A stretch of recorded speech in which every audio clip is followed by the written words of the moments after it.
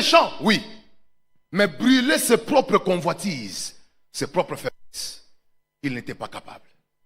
L'église d'aujourd'hui est loin, très forte pour brûler et détruire les œuvres des ténèbres.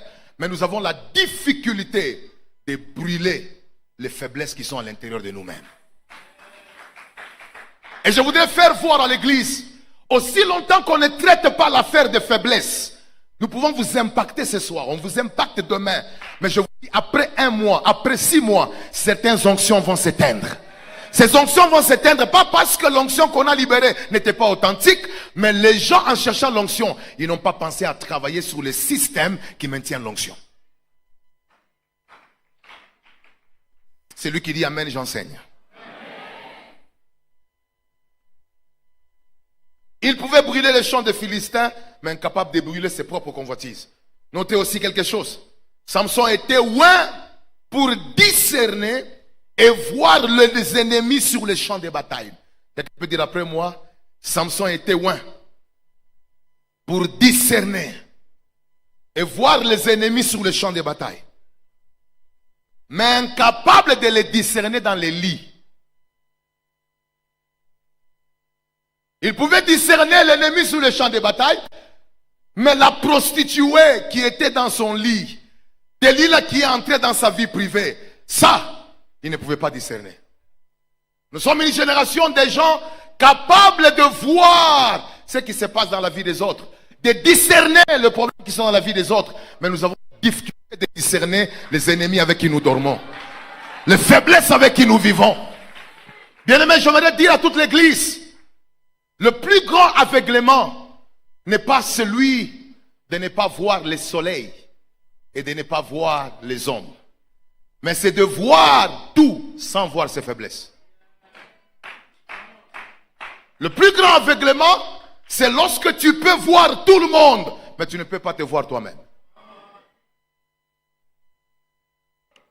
Samson avait la force, mais il avait l'incapacité de voir l'ennemi qui était dans son lit. L'ennemi qui était avec lui dans le lieu le plus proche de sa destinée. Ma prière aujourd'hui est que toute personne qui est dans cette salle devienne aussi maintenant capable de voir les choses qui peuvent tuer l'onction qu'il y reçoit. Est-ce que l'église, vous savez que la plus grande difficulté des hommes loin, c'est souvent être capable de veiller sur les autres et ne pas veiller sur eux-mêmes. Au nom de vouloir être utile pour les autres, on finit par devenir aveugle sur nous-mêmes. C'est pourquoi vous allez remarquer, qu'est-ce qui se passe dans la vie d'Ésaïe?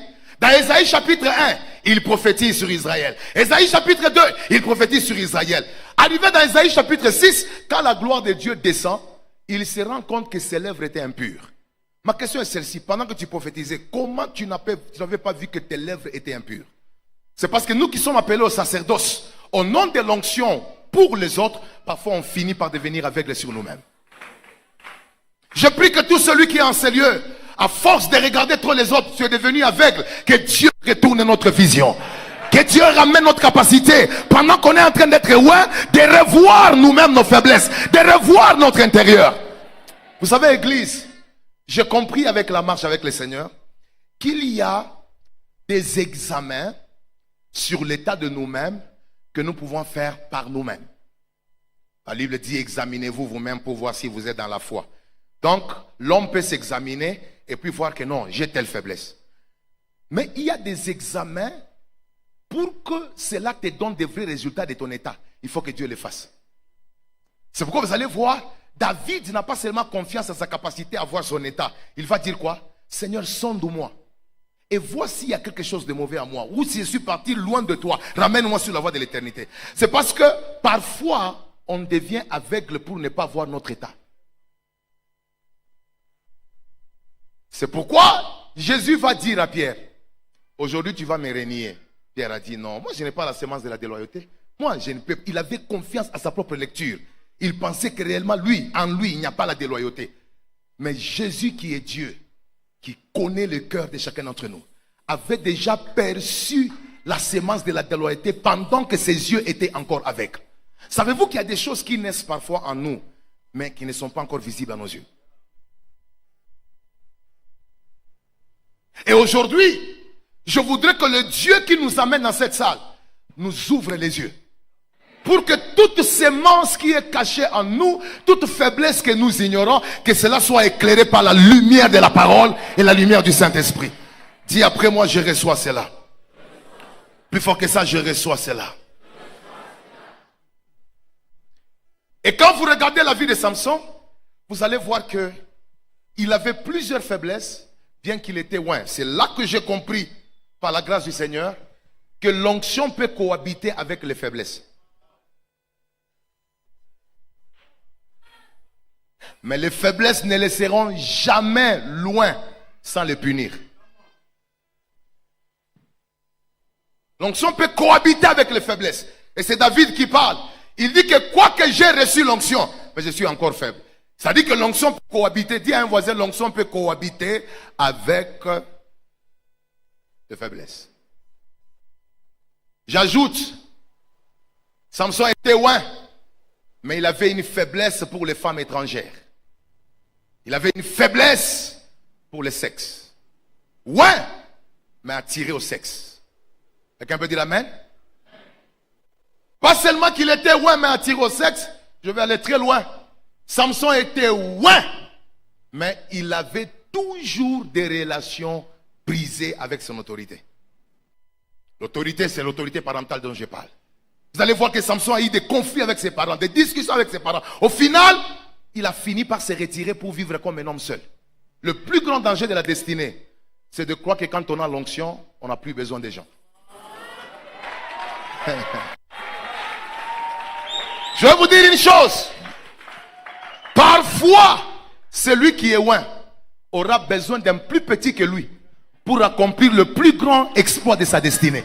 Samson avait l'onction, mais le jour où il ne pouvait plus voir, il avait besoin d'un plus jeune, qui n'avait pas d'expérience, qui n'avait pas d'onction, qui n'avait pas de capacité, mais qui devait aider sa destinée à atteindre le plus grand exploit de sa destinée. J'aimerais dire à tout celui qui est en ces lieux, quelle que soit l'onction que tu vas recevoir dans ce travail, n'accepte pas d'évoluer dans une vie isolée de personnes qui peuvent te corriger. L'onction n'est pas une permission à l'indépendance.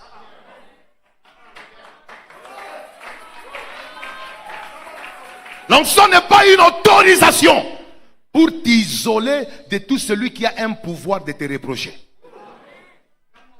Il était loin, mais il avait un problème de relation. Il ne pouvait pas se soumettre ni à l'autorité parentale. Et puis vous imaginez cet homme, il n'avait pas d'amis. Montre-moi le type d'amis que tu as. Je te dirai comment sera ton avenir. N'avez-vous jamais constaté que les amitiés, dans la plupart des cas, se basent sur la similarité des faiblesses? Vous n'entendrez jamais 3 lépreux et le 4e n'a pas la lèpre. Non, c'est toujours 4 lépreux. Vous n'entendez jamais qu'il y avait 9 lépreux et le 9e qui les accompagne. Non, c'est toujours 10 lépreux. Parce que c'est toujours sur base de la similarité de faiblesse que les gens s'unissent. Alors, si tu veux qu'on détermine qui tu es, montre-nous le type de personnes qui t'entourent.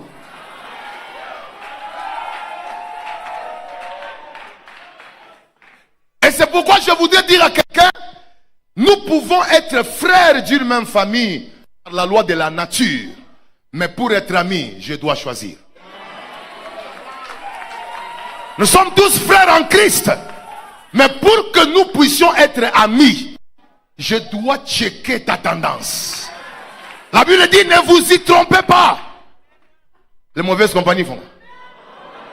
Ah, savez-vous pourquoi est-ce que ce verset commence avec ne vous y trompez? C'est parce que l'homme croit que il peut s'en passer d'une mauvaise association. Il peut vivre et être au-dessus d'une mauvaise association sans être infecté. Alors la Bible vous signale que ne faites quoi? Ne vous y trompez pas. Qui te gouverne pendant que tu es loin? Qui peut t'appeler pour te gronder bien que tu as l'onction, tu t'assois par terre? La sécurité d'un loin est aussi cachée dans la capacité de se faire entourer de personnes plus disciplinées que lui. Si tu n'as personne qui peut te gronder quand tu commets une erreur, ta destinée est hypothéquée. Et je voudrais dire à toute l'église, l'heure est arrivée où on n'aura pas de réunions où beaucoup d'onctions sont dépensées, mais après un temps, les gens reviennent vides et puis il n'y a pas de longue durée de gloire. Non, nous voulons que l'onction qu'on a ici, qu'on puisse grandir avec. Donne-moi un bon amen, je vais parler. Je dis, tu vas grandir avec l'onction, tu vas mourir avec l'onction. J'ai toujours posé la question au Saint-Esprit. Pourquoi tu as permis qu'il y ait dans la Bible une résurrection qui est aux os d'un mort ouin? Quoi tu peux faire que quelqu'un qui est déjà mort, mais tu permets que un mort qui touche ses os ressuscite? Le Saint-Esprit m'a dit ouvertement la nuit, il m'a dit c'est pour te dire que cet homme-là d'Élysée, depuis le jour où il avait reçu l'onction, il n'avait jamais perdu, il est mort avec. Je prie que Dieu ramène une génération de gens, ce qu'ils vont recevoir ce soir, ils vont grandir avec, et puis même au jour de leur mort, ils ne vont pas mourir parce qu'ils ont perdu Dieu. Ils vont mourir parce que l'état est arrivé, mais lui, il est encore sur eux. Lui, il est encore sur eux. Je voudrais inviter maintenant l'église à retenir 4 vérités ensemble avec moi et nous allons entrer dans le fond de la prière, commencer à prier pour les faiblesses. Écris ceci, écris ceci. C'est quoi une faiblesse? Une faiblesse est un domaine intérieur non maîtrisé. Dis après moi, un domaine intérieur non maîtrisé. C'est une zone de la personnalité où la discipline et la transformation ne sont pas encore établies. C'est ça une faiblesse. C'est une zone ou un domaine intérieur de ton caractère, de ta vie non maîtrisé. C'est-à-dire un domaine que tu n'as pas encore bien maîtrisé. Ça peut être le domaine de la colère, le domaine de la convoitise, tout domaine intérieur qui vient de ton cœur, qui n'est pas maîtrisé par ta capacité à le gouverner sous l'autorité de la parole. C'est un domaine qu'on appelle faiblesse. Dis après moi, ça s'appelle faiblesse. Romains 7,15 dit quoi? Car je ne sais pas ce que je fais. Je ne fais point ce que je veux. Et je fais ce que j'ai. Ça, c'est un homme qui n'arrive pas à gouverner ses émotions. La faiblesse est au niveau où le domaine intérieur n'est pas maîtrisable. Quelqu'un peut dire amen? Toute pulsion, toute convoitise, tout ce qui est de mauvais en toi, que tu ne sais pas gouverner et régler, est un domaine de faiblesse pour toi. 2. Une faiblesse est un point de vulnérabilité spirituelle. C'est un point de vulnérabilité spirituelle. C'est un terrain où la tentation trouve facilement accès. Parce que vous savez que le diable ne va jamais vous tenter en dehors de vos faiblesses. Il s'arrange pour nous étudier. Le monde des ténèbres nous étudie. Et le monde des ténèbres connaît nos faiblesses.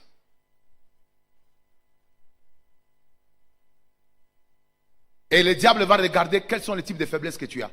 Vous savez comment ils ont détruit Samson? Ils ont étudié Samson, ils ont regardé que lui, il a un problème de faiblesse face aux femmes, et surtout les prostituées, les femmes étrangères. Il a dit, qu'est-ce qu'il faut faire? Il faut lui envoyer Delilah. Parce qu'il a toujours eu un problème. Rappelez-vous, avant Delilah, il était entré chez une prostituée, et puis il passait la nuit là-bas. Mais il avait une femme, on ne sait pas comment est-ce que la première relation était finie. C'était une personne qui avait un problème de faiblesse en ce qui concernait les femmes étrangères. Tu es parmi nous, les femmes métissées te font trembler. C'est une faiblesse. Toi, les hommes qui sont bourrés d'argent, qui sont mariés ou pas, te font trembler. C'est une faiblesse. Et le diable va t'étudier. Le jour où on doit te faire tomber, après avoir été loin, on ne t'envoyera pas un bois noir. On va t'envoyer quelqu'un qui est clair. Parce qu'ils ont étudié que depuis l'enfance, ta petite copine, la première était métisse, la deuxième métisse, la troisième métisse. Donc tu as une faiblesse pour les métisses.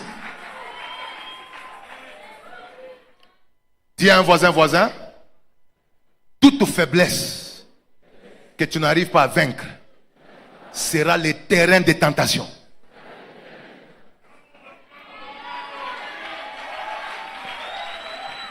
Donne-moi un bon amen, je vais parler. Celui qui dit amen, j'avance. Plus fort que ça, j'avance. Une faiblesse est un aspect du caractère non encore soumis à l'autorité de Dieu et de sa parole. C'est ça une faiblesse. C'est un aspect du caractère. Non encore soumis à l'autorité de Dieu et à l'obéissance de sa parole. Tu peux être parmi nous. Ton égoïsme est soumis déjà. Soumis à quoi? Soumis à l'obéissance de la parole de Dieu. Quand Dieu dit donne, tu donnes. Le domaine de l'ego, tu l'as déjà vaincu. Mais tu peux être là parmi nous. Il y a un côté de toi, de colère et de vengeance, de manque de pardon, que tu n'as pas encore soumis à l'autorité de Dieu. Ce côté qui ne se soumet pas à ce que Dieu te demande de faire, c'est ça ta faiblesse. Tout domaine de ta vie qui n'est pas soumis à ce que Dieu te demande de faire est devenu une faiblesse. En fait, une faiblesse, en bref, c'est aussi un péché que tu as rendu habitude et qui est devenu caractère. Tu l'avais fait une fois, tu as pris le goût de le faire et tu l'as répété maintes fois, c'est devenu un caractère. Maintenant, ce caractère-là devient une faiblesse. Maintenant, Église, comprenez ceci. Ceux qui sont en train d'écrire, dites après moi, l'onction ne résulte pas uniquement de la prière ou de l'imposition de main, mais aussi d'une haine sincère du péché ou de l'iniquité. Yes. Dis après moi, l'onction ne vient pas uniquement de la prière ou de l'imposition de main, mais aussi d'une haine sincère de l'iniquité. Yes. L'onction ne vient pas simplement de l'imposition de main, parce qu'il y a des gens qui croient que c'est seulement quand on va les imposer le main qu'ils vont être loin. Je vous dis, il y a des gens qui vont quitter de cet endroit, on ne va même pas l'imposer le même, mais ils seront puissamment loin. Parce que l'onction ne vient pas seulement du fait qu'on a posé la main sur toi, mais l'onction vient aussi du fait que tu as décidé d'haïr tes faiblesses. Tu as décidé d'haïr le péché. Et tu as décidé de t'engager cette année pour commencer à travailler sur tes faiblesses. Il y a une onction qui vient de cela. Donnez-moi Psaume 45, 7. Est-ce que l'Église peut lire avec moi Psaume 45, 7. Qu'elle nous dit la Bible? Psaume 45, 7. Qu'elle nous dit la Bible?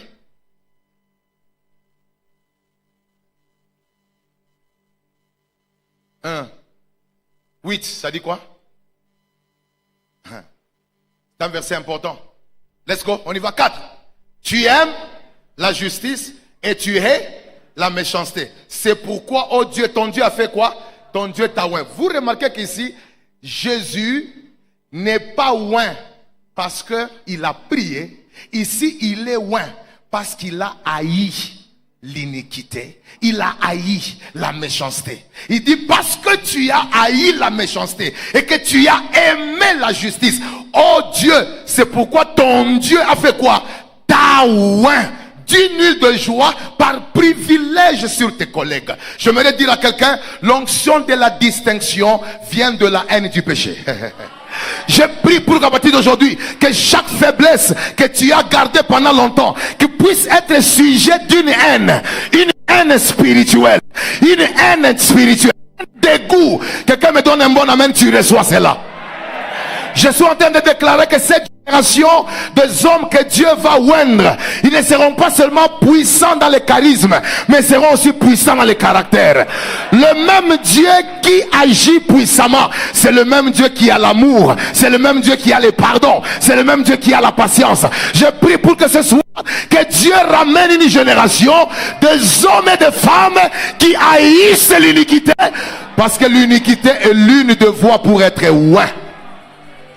La haine de l'iniquité est une voie pour être oint. Dis à un voisin, la haine de l'iniquité. La haine de l'iniquité. La haine du péché. Et l'amour de la justice est une voie pour être oint. Comme un bon amen, je vais avancer. Alors je vais parler à ma génération. Le désir d'être brisé et de vaincre ses faiblesses doit toujours surpasser le désir d'être loin. Et c'est la seule stratégie pour être loin davantage. Je répète, le désir d'être brisé ou de vaincre ses faiblesses doit toujours surpasser le désir d'être quoi? D'être loin. Car c'est la méthode pour être davantage oint. On ne devient pas davantage oint parce qu'on désire être trop oint. On devient davantage oint lorsqu'on arrive à haïr l'iniquité. C'est dans la haine face à l'iniquité qu'il y a l'augmentation de l'onction. Tu as haï l'iniquité, tu as aimé la justice. Alors c'est pourquoi, oh Dieu, ton Dieu t'a oint.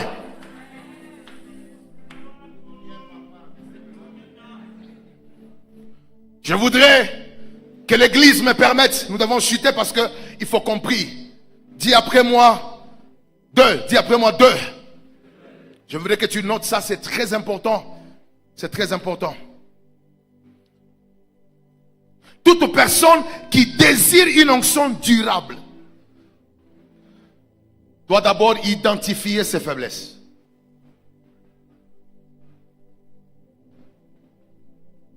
Doit d'abord faire quoi? Identifier ses faiblesses et développer une voie personnelle de discipline.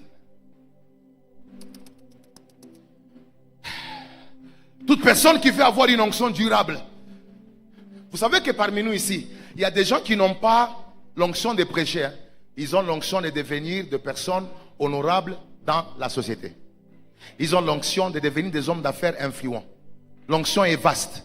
Mais écoutez, la durabilité de toute onction dépend d'un seul principe. La capacité d'abord, 1, de les identifier. 2, de développer de voies de discipline personnelle. Est-ce que savez-vous que, tel que nous sommes ici, il y a des disciplines qu'on doit s'imposer qui n'ont pas de versets dans la Bible, mais qui répondent aux besoins de nos faiblesses? Tu n'as pas toujours besoin d'avoir un verset pour dire que pourquoi tu fais ça. Est-ce qu'on a déjà dit qu'il ne faut jamais être avec une sœur dans la chambre? Donnez-moi le verset. Si tu sais que toi, la cuisse d'une sœur te fait trembler, ne pas être dans une chambre avec une sœur est une stratégie pour préserver ton onction. Donne-moi un bon amen, je vais parler. À partir d'aujourd'hui, que le Saint-Esprit t'inspire les disciplines qu'il faut en fonction de tes faiblesses pour préserver l'huile qui est en train de tomber sur ta vie. Celui qui me donne un bon amen, je parle. Toi, tu sais que quand un homme parle ou quand quelqu'un a un langage facile et déplacé qui te loue et qui présente des activités, quel que soit son niveau, ton cœur s'incline vers lui. Donc tu dois savoir que tu dois éviter des conversations qui ont un aspect immoral ou qui ont un aspect inapproprié, parce que tu finiras par tomber, ton cœur n'est pas suffisamment fort. Dis à un voisin, quand on connaît la gloire de son avenir, on connaît pourquoi on est loin. On prend les dispositions dans le présent pour établir une vie de discipline qui garantit la longévité de la gloire.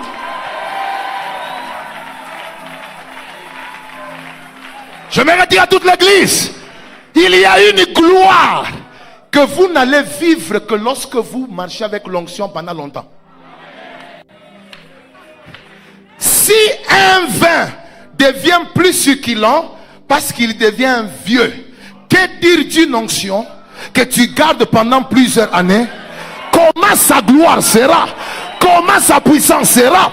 Je voudrais dire à l'église, nous voulons des gens qui sont à 17 ans, à 19 ans, à 20 ans, à 30 ans, à 40 ans, et même à 80 ans, lorsqu'ils entrent dans une salle, il n'a pas encore ouvert la bouche, les démons sont en train de partir.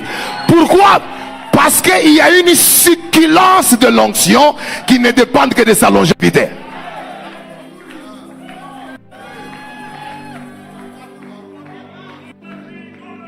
Dis après moi, à partir de maintenant, je deviens un oint discipliné.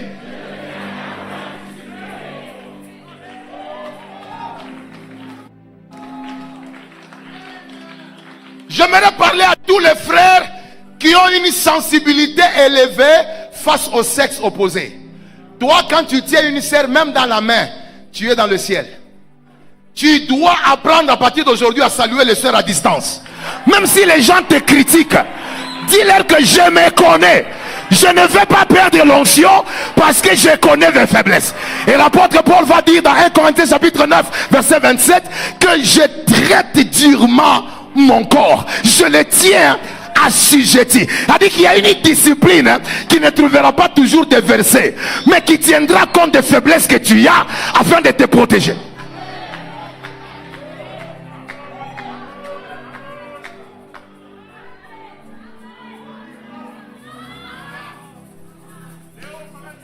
Celui qui me dit qu'on amène la crainte de Dieu rentre dans l'église.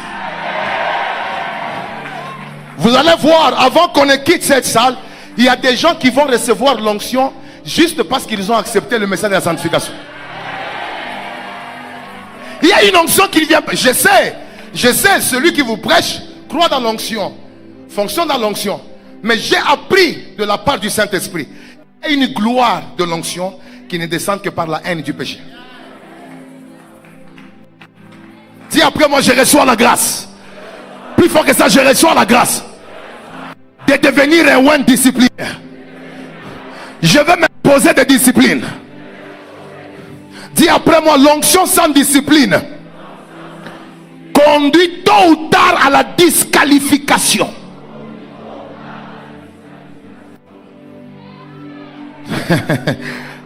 Est-ce que je peux parler à l'église? Lève un peu la main droite, lève un peu la main droite.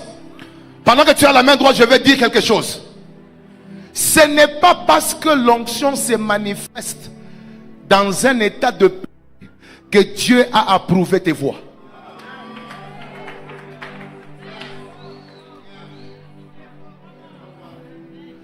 Toute onction qui se manifeste dans l'état de péché est une manifestation de l'amour de Dieu pour te donner le temps de te repentir.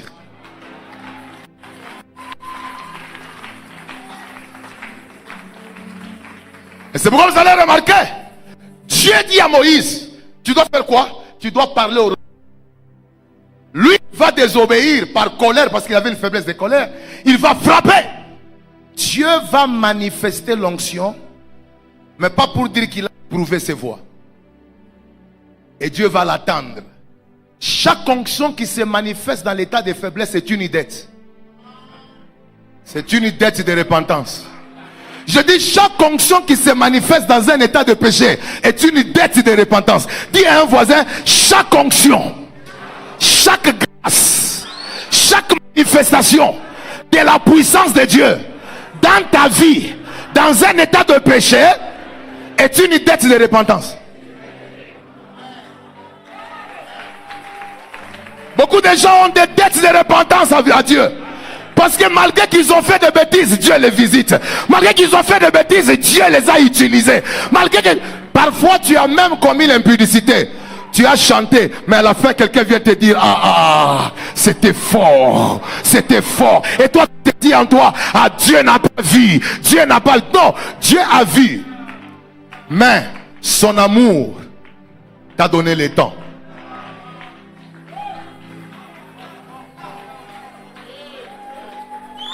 Son amour a fait quoi? T'as donné quoi? Pasteur Emmanuel, pendant que je priais, le Saint-Esprit m'a dit, ne quitte pas la chair sans avertir à cette génération les dangers d'être loin sans vaincre les faiblesses. Il m'a dit clairement, parle à tout celui qui sera sous le son de ta voix, parce que je t'ai envoyé pour annoncer une nouvelle saison de gloire qui arrive. Dieu se suscite une génération des hommes qui vont perdurer dans l'huile et dans la gloire. Ce n'est pas pour 2 ans de gloire, ce n'est pas pour 3 ans de gloire, c'est pour des décennies de gloire.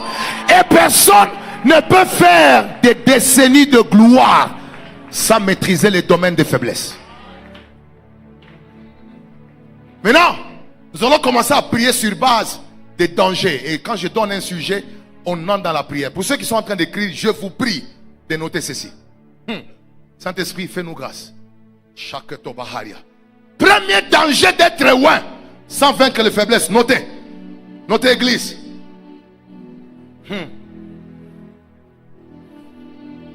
Le premier danger, c'est que vous serez utile aux autres. Mais les faiblesses non vaincues vont vous rendre malheureux au niveau privé. Vous serez utile aux autres. Mais vos faiblesses non vaincues vous rendront quoi? Malheureux au niveau privé. C'est pourquoi vous allez remarquer, Moïse est utile aux enfants d'Israël parce qu'il les fait sortir de l'Égypte pour les amener vers la terre promise. Mais à cause de la faiblesse, de la colère, il est resté malheureux au niveau privé. Il a servi des hommes, mais lui-même n'a pas mangé ce qu'il leur a dit que Dieu allait les donner. Je refuse d'être un pont qui fait juste passer les autres et moi je reste en arrière. Je refuse d'être utile aux autres, mais au niveau privé, je suis malheureux. C'est comme vous allez remarquer, beaucoup des hommes de Dieu qui ont négligé les faiblesses sont malheureux dans leur vie privée. Malheureux dans leur mariage, malheureux dans leurs finances, malheureux dans leurs relations. Je prie à partir d'aujourd'hui que toi tu ne sois pas malheureux. Ah oui, tu seras utile aux autres. Tu vas libérer les autres. Tu vas oindre les autres. Mais dans ta vie privée, tu vas aussi évoluer. Tu vas avancer. Dis après moi, je refuse d'être utile aux autres. Mais à cause de faiblesses non vaincues, être malheureux. Dis après moi au nom de Jésus. Père, fais-moi grâce. La Bible dit, lorsque les justes crient, Dieu les délivre. Dieu peut te délivrer des faiblesses. Il peut te délivrer d'une faiblesse. Et ouais, tu seras utile, mais au niveau personnel, tu ne seras pas malheureux. Dis après moi au nom de Jésus-Christ. Vous savez ce que j'ai remarqué? Quand tu es un homme de Dieu, ouais, mais que tu as des faiblesses, tu viendras à l'église, tu es fort, tu es puissant. Mais quand tu rentres dans ton mariage, la mort. C'est-à-dire que tu es utile aux autres. Mais quand il est question de toi-même, tu es malheureux. C'est comme vous allez voir, ils ont dit au dernier jour, plusieurs diront, n'avons-nous pas chassé les démons? Non, mais je leur dirai, je ne vous ai jamais connus. Allez, sortez, serviteurs de l'iniquité. Ils étaient utiles aux autres. Mais quand il était question de leur propre vie, ils sont devenus malheureux. Je veux que tout le monde commence à prier pour refuser d'évoluer sans la victoire sur les faiblesses. Que Dieu délivre ta vie de toute faiblesse. Je ne sais pas quelle est la faiblesse que tu as. Peut-être tu as grandi avec. Tu es venu dans une réunion où on a dit que Dieu va te oindre. Mais voilà le message que Dieu t'a donné pour être davantage oint. Claque le main, commence à crier à Dieu. Claque le main. Claque le main, église. Claque le main, église. Claque. Prie.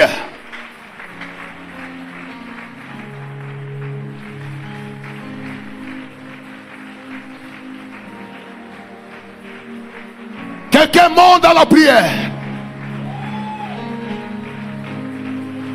Quelqu'un monte dans la prière.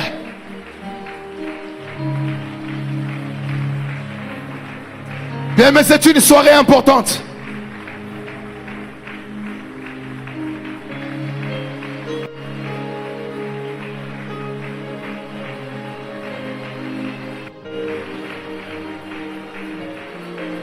Quelqu'un peut prier pour que Dieu le délivre de faiblesse.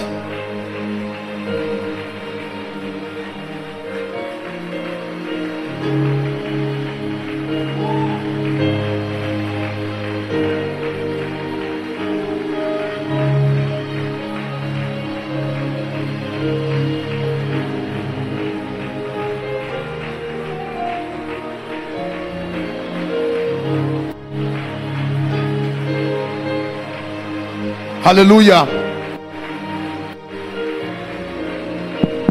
Deuxième sujet de prière, basé sur le danger de l'onction. Dis après moi, l'onction, sans la victoire sur les faiblesses, attire des personnes que nos faiblesses peuvent détruire. Dis après moi, l'onction, sans la victoire sur les faiblesses, tire les personnes que les faiblesses vont détruire.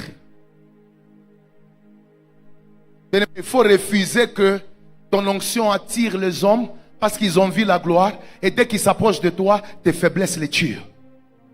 Qu'est-ce qui a attiré Uri sous l'autorité de David? C'était l'onction royale qui était sur David. Il est venu servir comme un militaire, comme un serviteur loyal. Mais regardez, à cause de la faiblesse de l'immoralité, il a d'abord détruit son couple en amenant l'adultère. Au lieu de s'arrêter là, il a même tué Uri que son onction avait attiré. Si vous ne travaillez pas sur vos faiblesses, les grâces que vous recevez vont attirer les gens, mais les faiblesses vont les tuer. C'est pourquoi aujourd'hui on a des églises où les gens sont allés parce qu'ils ont vu Dieu dans le serviteur. Mais arrivé là-bas, les filles ont perdu leur virginité. Les choses sont, les scandales sont passés à l'église. Pourquoi? L'onction va attirer, mais les faiblesses va tuer. Chacun de nous va dire à Dieu, Seigneur, je refuse d'attirer les gens par ma grâce, mais les tuer par mes faiblesses. Commence à demander à Dieu de te faire grâce. Prions. Quelqu'un peut prier fortement.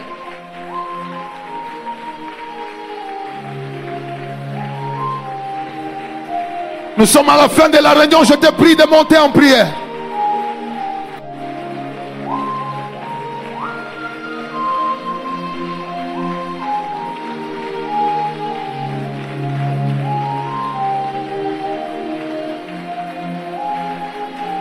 Quelqu'un peut crier à Dieu.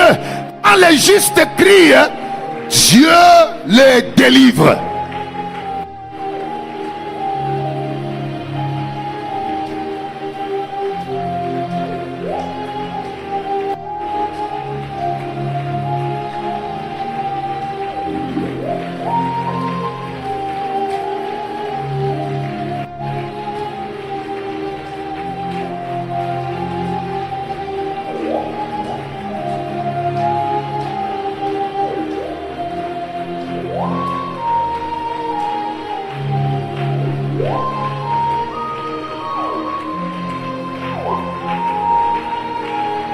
Alléluia. Dernier élément. La main droite levée, tu répètes après moi, l'onction sans victoire sur les faiblesses intérieures peut écourter la vie, arrêter la mission et rendre la fin humiliante. Bien-aimés, voilà ce qui arrive. Quand vous recevez l'onction, mais vous ne travaillez pas sur les faiblesses, la vie sera écourtée. La mission va s'arrêter avant le temps.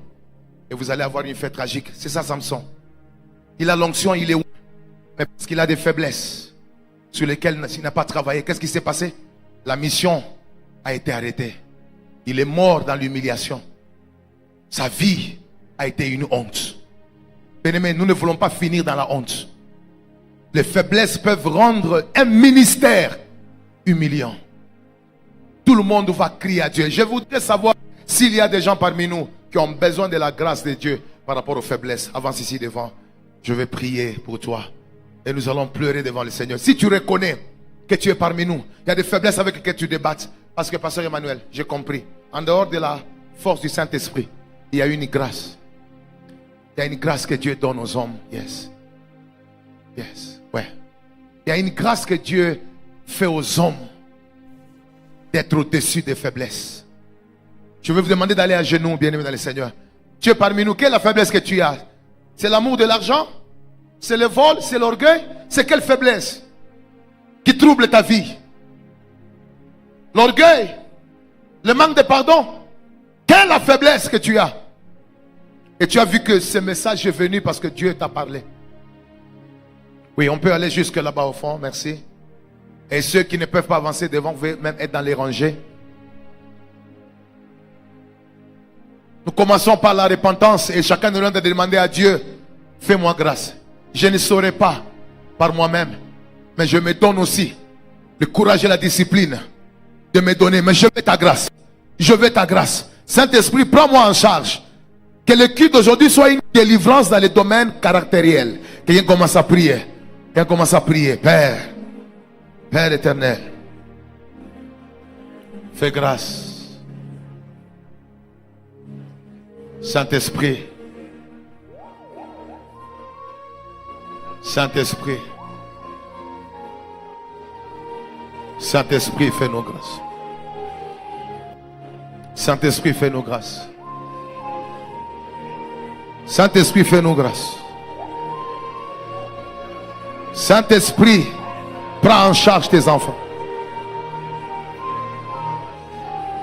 La longévité de l'onction dépend de la capacité de vaincre ses faiblesses personnelles.